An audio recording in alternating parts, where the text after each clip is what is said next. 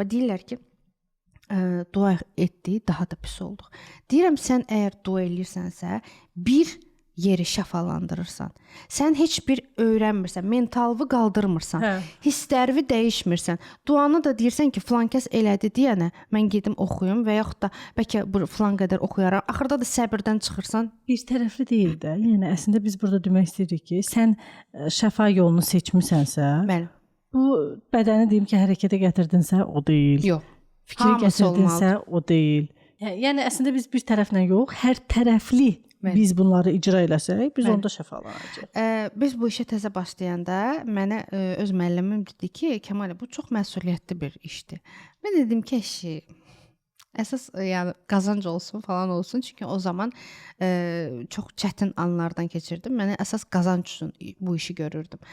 Bu arada deyim ki, bəzən biz missiya sözünü tez-tez işlədirik.